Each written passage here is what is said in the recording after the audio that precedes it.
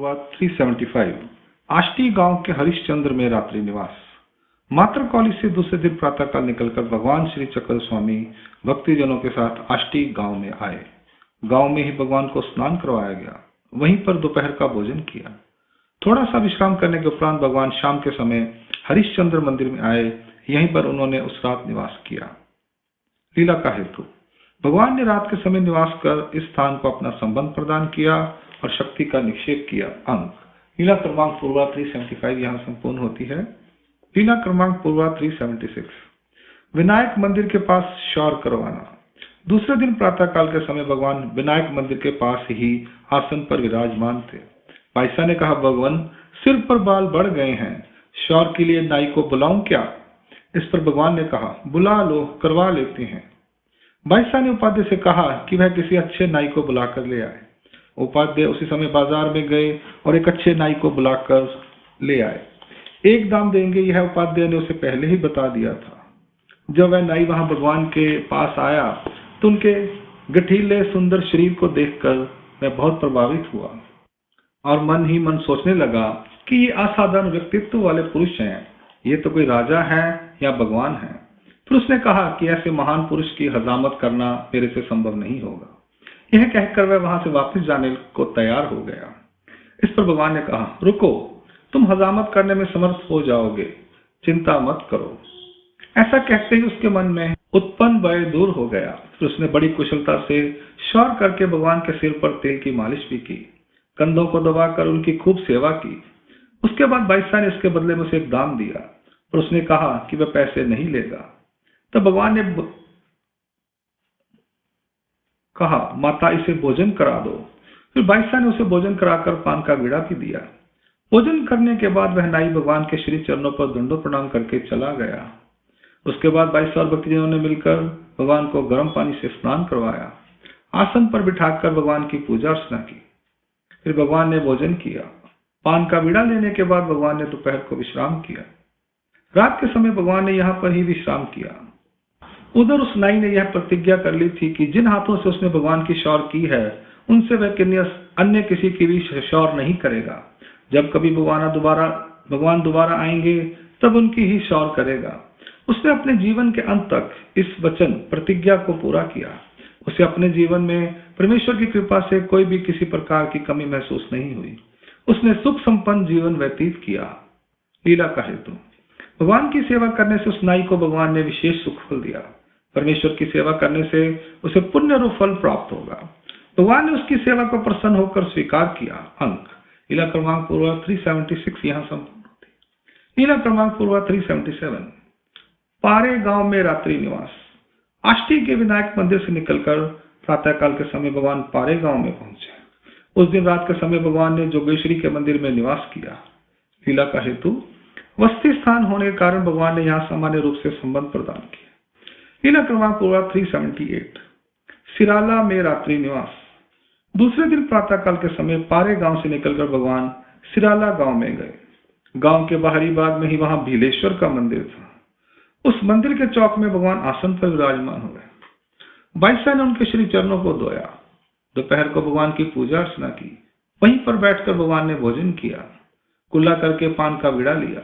उस भीलेश्वर मंदिर में ही भगवान ने रात को शयन किया। लीला का हेतु।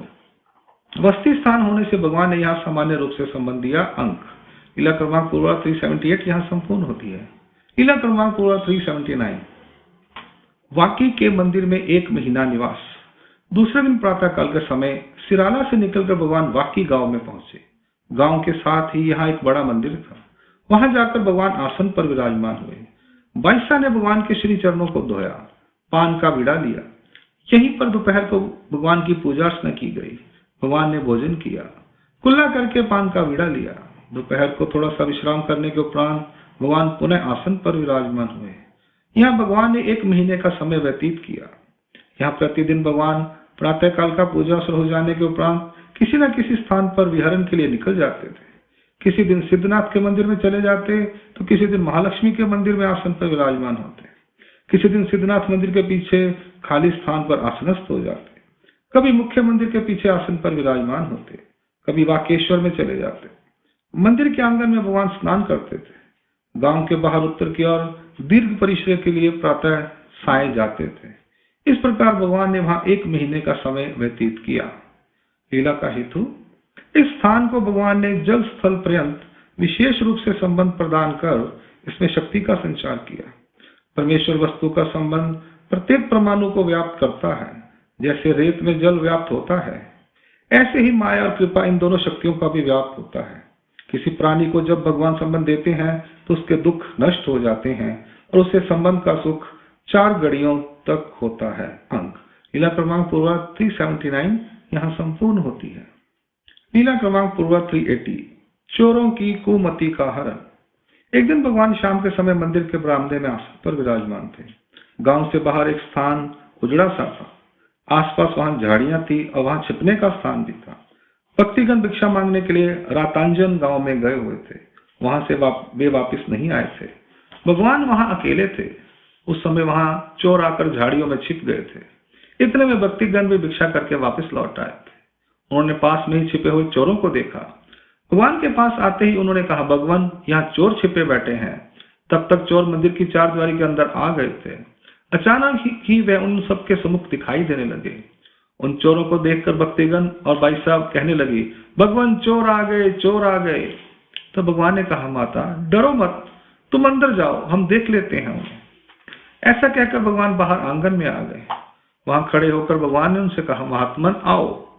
तब चोरों ने भगवान की प्रभावशाली श्री मूर्ति को देखकर उन्हें दंडवत प्रणाम करते हुए कहा, भगवान हम यहाँ आए तो हैं पर मन में बुरा करने की भावना को लेकर आए हैं।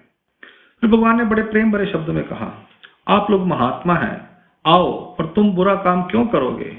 आप लोग उपद्रव क्यों करेंगे? इस पर चोरों ने कहा, भगवान चोरों का क्या है, वे तो चोरी करने ही आते हैं।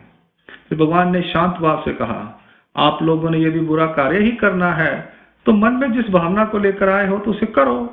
हमारे पास जो थोड़े से कपड़े हैं उन्हें ले जाओ, हम तो भिक्षुक महात्मा हैं, हमें लोग और वस्त्र दे देंगे। भगवान के ऐसा कहते ही उनके मन में जो बुरी भावना थी वह नष्ट हो गई। फिर चोरों ने कहा, भगवान ऐसी बात नहीं है, इन वस्त्रों को तो आप ही पहने, आप ही ओढ़े। यहाँ जंगल में, इस जंगली वातावरण में भगवान को नहीं रहना चाहिए।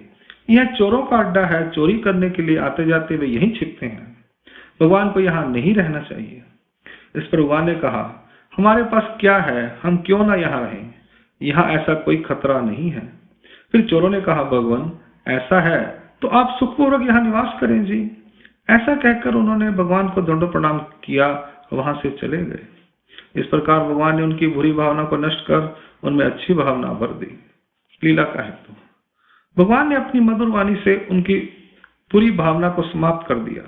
उनका पूर्व जन्म का कोई प्रसव भी नहीं था, इसलिए उन्होंने भगवान के प्रति कोई बुरा व्यवहार नहीं किया। इसके अतिरिक्त बड़ी कुशलता से भगवान ने उन्हें अपने अनुकूल कर लिया था।